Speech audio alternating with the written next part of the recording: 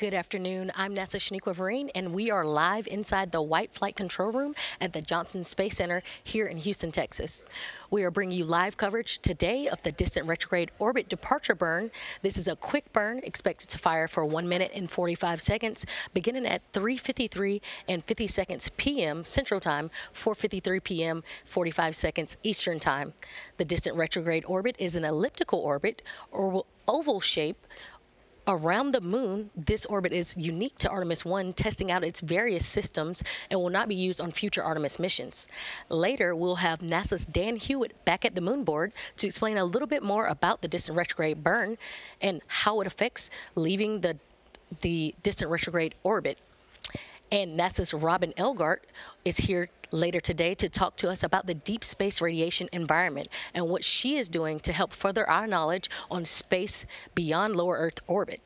We'll catch up with them a little bit later, but for now, here are some shots inside the Artemis Mission Control Room.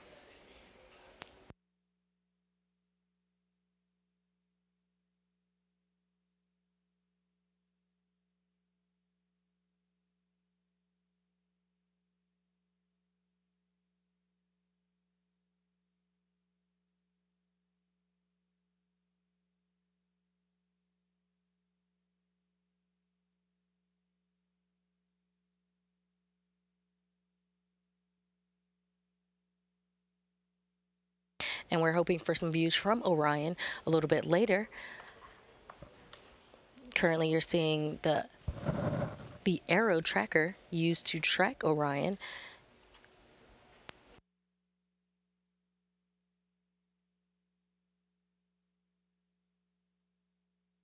Seeing current velocity, distance from Earth, and distance from the moon. Following a successful launch on Wednesday, November 16th, NASA's uncrewed Orion spacecraft is ready for its distant retrograde orbit departure burn today on day 16 of its 25 and a half day mission beyond the lunar surface.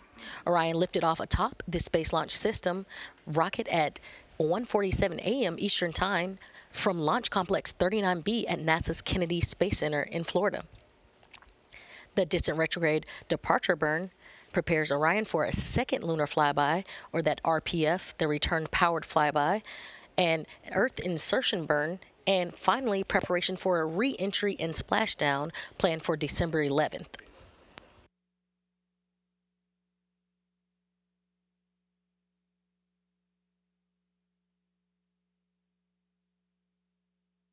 So, as we recap some of the milestones thus far for Orion, on November 21st, Orion performed an outbound powered flyby burn, the first of two maneuvers required to enter DRO, or the distant retrograde orbit, the second being the insertion burn that happened later that week on November 25th.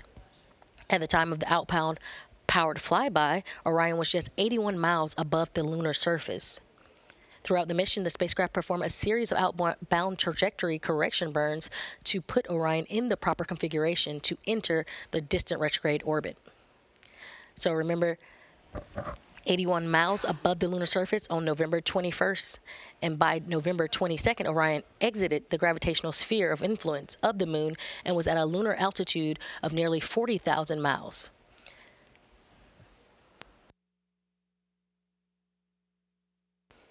Orion surpassed the distance record for a mission with a spacecraft designed to carry humans to deep space and back to Earth at 7:42 a.m. Saturday, November 26. That record was set during the Apollo 13 mission at 655 miles from our home planet. On November 28th, flight day 13 for Orion, it reached its maximum distance from Earth during the Artemis 1 mission, and it was at 268,563 miles away from the home planet. And finally, on November 30th, just yesterday, teams polled go for Orion to exit the distant retrograde orbit. Today, we are live covering the distant retrograde orbit departure burn, or the DRD, which will bring Orion out of the distant retrograde orbit to prepare Orion for a splashdown back on Earth. Again, splashdown is planned for December 11th. and we are looking for the burn for the distant retrograde orbit departure burn to happen at 3:53 and 56 seconds p.m. Central Time.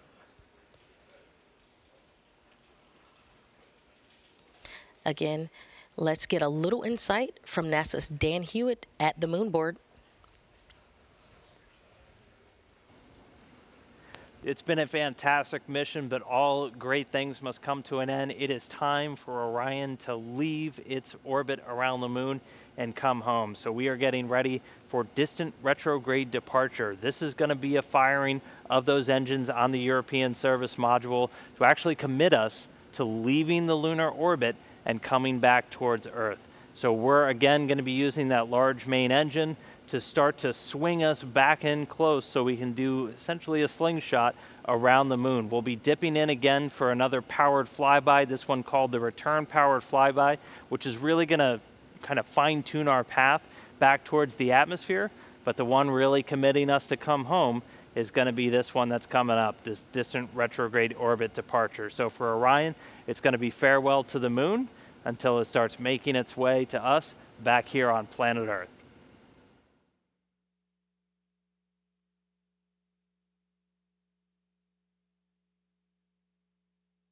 Back inside the Artemis Mission Control Room, or the White Flight Control Room here at Johnson Space Center, we see the control room, and we have lead flight director for Artemis 1 mission, Rick LeBrode, and his team monitoring and preparing for this upcoming distant retrograde orbit departure burn.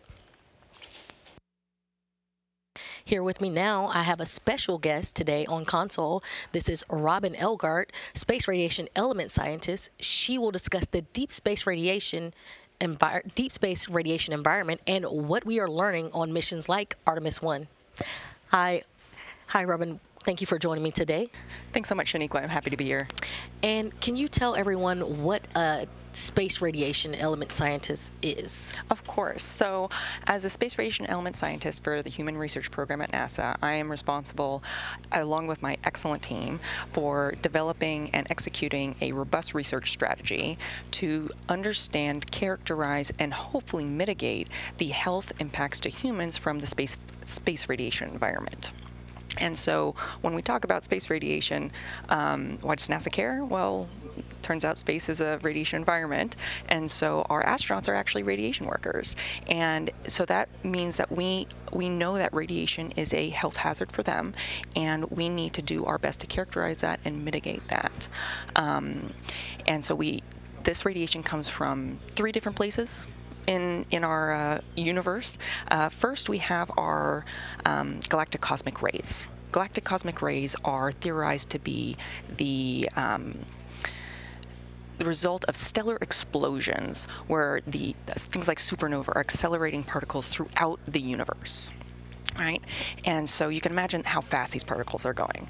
And then we have trapped radiation. Trapped radiation is actually a consequence of our Earth having a beautiful magnetic field, and it protects us from all sorts of things, but it also traps some of that radiation that's zipping around out in our solar system inside these belts, which are called the Van Allen belts. So those are these sort of donut-shaped rings around our planet. And then thirdly, and probably the most well-known, are solar particle events. And these are when the sun sort of belches out some extra solar particles and out into our solar system. Okay, and you mentioned solar particles. Can you explain a little bit of what those are and how they could affect the Artemis missions to come? Absolutely. So the sun is a giant rotating ball of magnetized plasma, which is sort of mind-blowing when you think about it. And it creates an incredibly complex magnetic field throughout our solar system, and also on what we think of as the surface of the sun. And those some localized areas of the sun those magnetic fields in those localized areas can get really tangled up and entangled with each other. And that creates something that we all know of called sunspots. And you can actually see these with the appropriate kind of telescope from down here on Earth.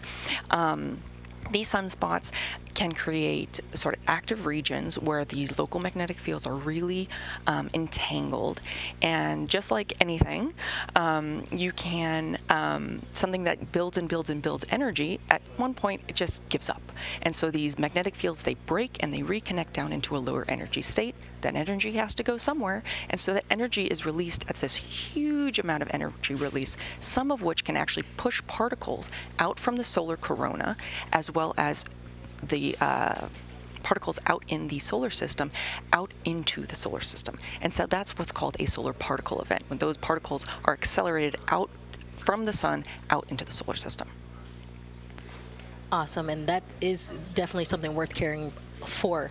On Artemis 1, on flight day 13, on November 28th, Orion reached its maximum distance from Earth. Now, we know that that maximum distance was 268,563 miles from our home planet. How will being further from Earth affect our crew on future Artemis missions? That's a great question. So because those Van Allen belts that surround Earth and protect us from things, beyond those, the crew will no longer have protection from galactic cosmic rays, those particles that are accelerated because of supernova, or those solar particle events. So if there's a solar particle event headed your direction and you're outside the Van Allen belts, you have no protection from our beautiful, snuggly Van Allen belts anymore, right? And so them being further away from Earth means that in mission, real-time monitoring of the solar environment is really important, because if you are going to be exposed to these solar events, we have to have some way to shield it, because even though we can't shield from galactic cosmic rays, we can shield from solar particle events relatively effectively, and it doesn't take much. So our operational team, the Space Radiation Analysis Group, or SRAG, they've actually developed an awesome protocol, which is to build a storm shelter. And I think we have a great video that demonstrates what this looks like. My name is Jessica Voss, and this is Anne McLean, and we are here today helping the designers of the Orion capsule evaluate the ability to protect their crew from radiation. Radiation, as you know, is really harmful, and so the whole point is for us to get into a really cool little shelter and take all the equipment we have in this capsule and put it over us as best as possible. And we have to make sure it's stowed and that we are safe and we have everything we need in terms of supplies down in this awesome little bay. So you can see there, they build this basically is what amounts to a pillow fort, and putting all of that mass around them to keep those lower energy particles from solar particle events out of their little pillow fort there, and keep them sheltered from that storm.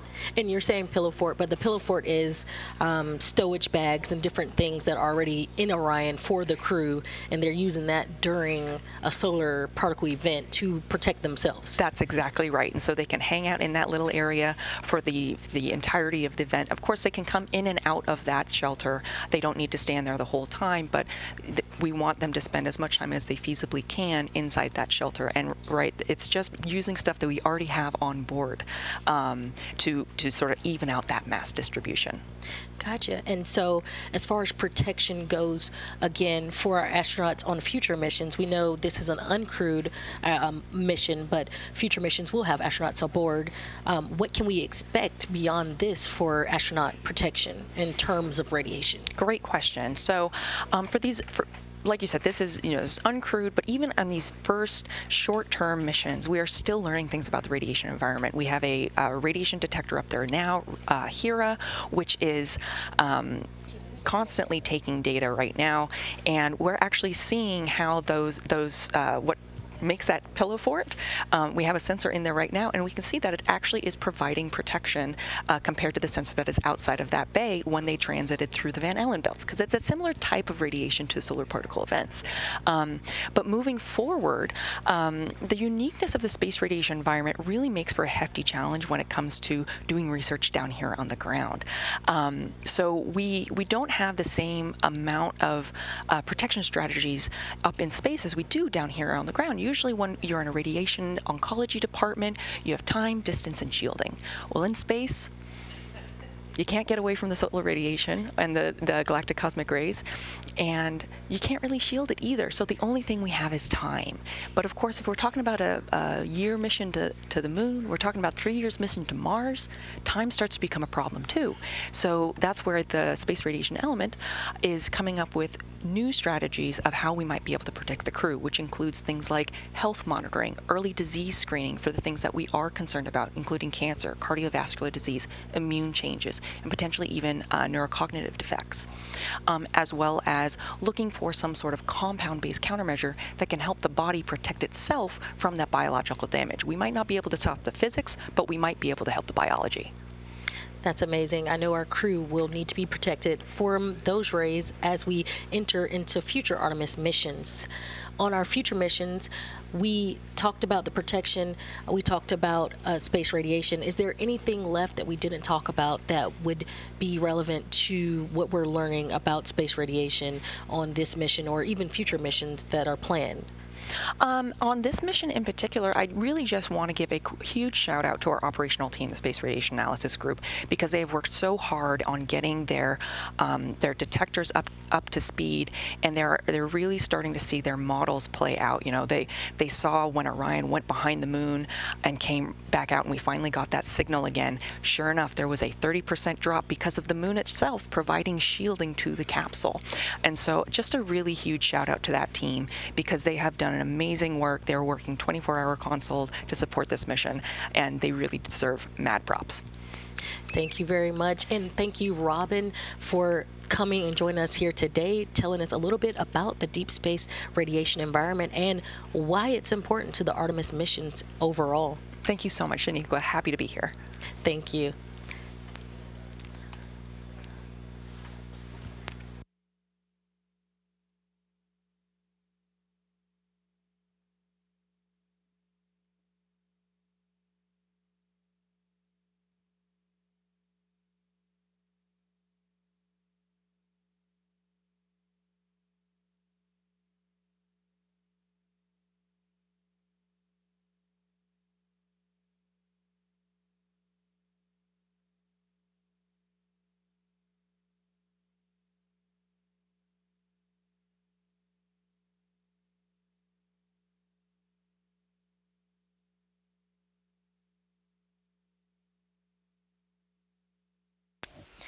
And if you just joined us, you're watching live coverage of the Artemis 1 mission.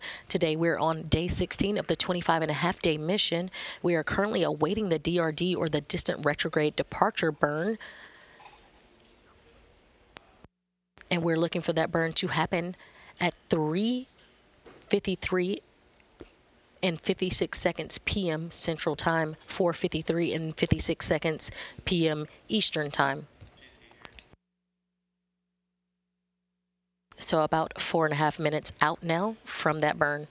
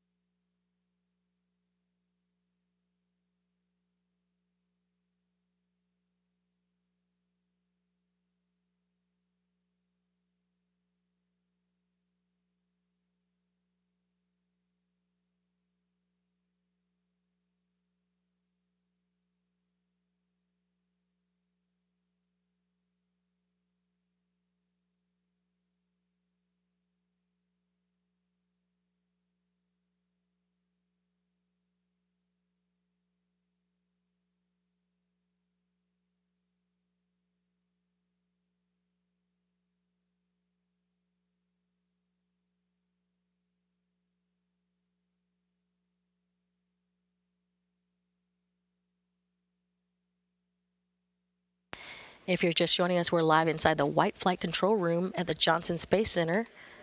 We are awaiting the departure burn. That's the distant retrograde orbit departure burn for Orion. You're currently seeing live views from Orion spacecraft as it prepares for just a minute and a half from now to do that burn.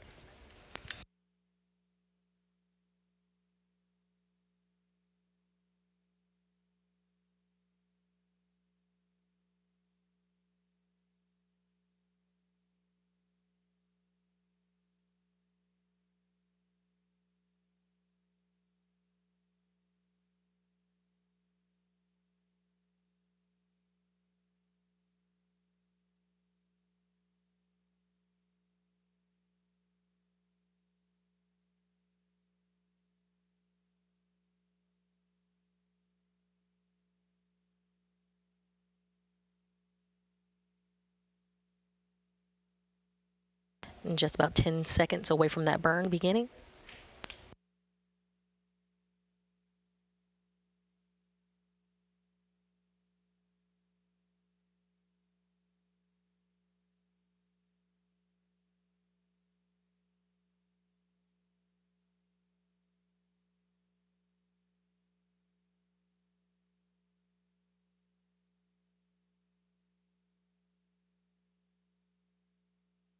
The burn has begun.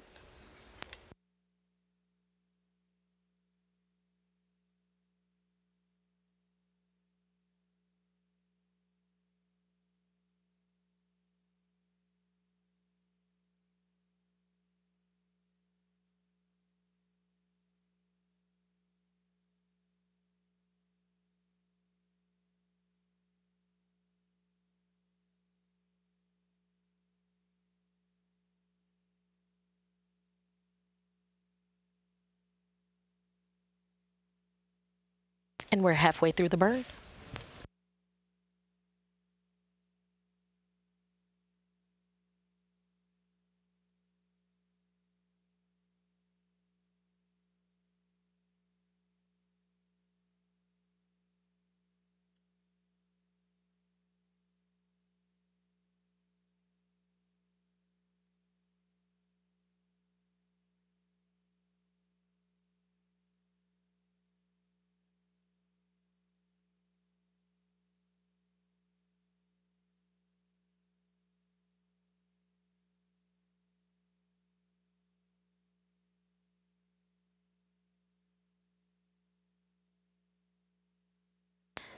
And we currently see a little Earth behind / beside one of the Orion solar arrays coming into view and out of view as this burn continues.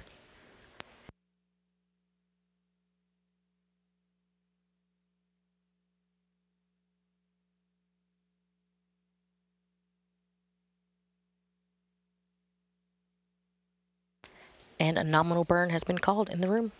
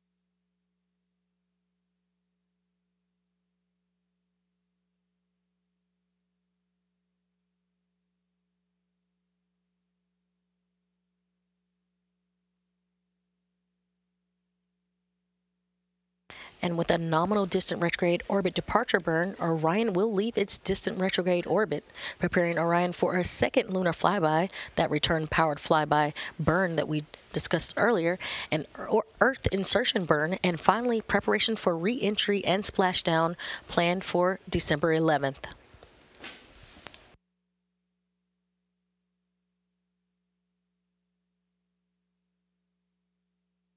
Again, Orion has had a nominal 1 minute and 45-second distant retrograde orbit departure burn. And with that, we'll wrap coverage for today. But we'll be covering the RPF, or the Return Power Flyby burn, live on air on Monday, December 5th. Again, that will be aired at 8:30 a.m. Central Time, 9:30 a.m. Eastern Time. And again, that is on December the 5th. Before we air that December 5th Return Power Flyby for Orion, be sure to check out live coverage of the U.S. EVA on December the 3rd. Showtime beginning at 5 a.m. Central Time, 6 a.m. Eastern Time.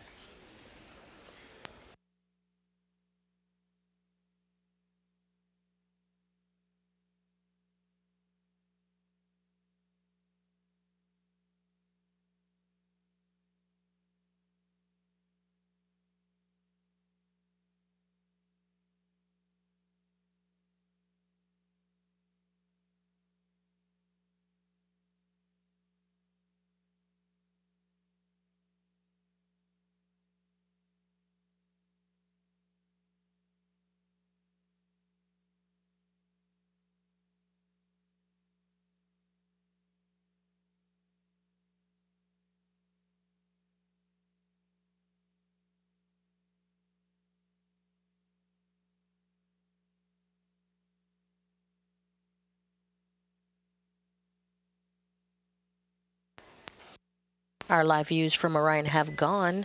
Briefly, we are currently looking at the Aero Tracker. You can track Artemis and you can track Orion on www.nasa.gov/track-Artemis. Again, this is the Aero Tracker, giving you the velocity, the distance from Earth, and the distance from the moon for Orion in real time.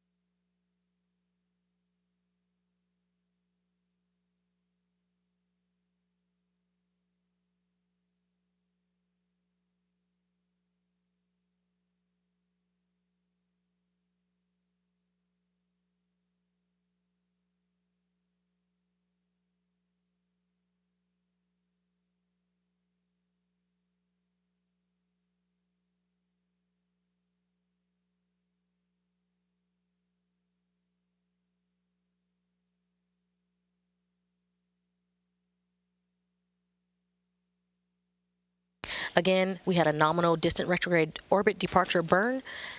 Orion will leave its distant retrograde orbit, preparing Orion for a second lunar flyby, an Earth insertion burn, and finally preparation for re-entry and splashdown planned for December 11th.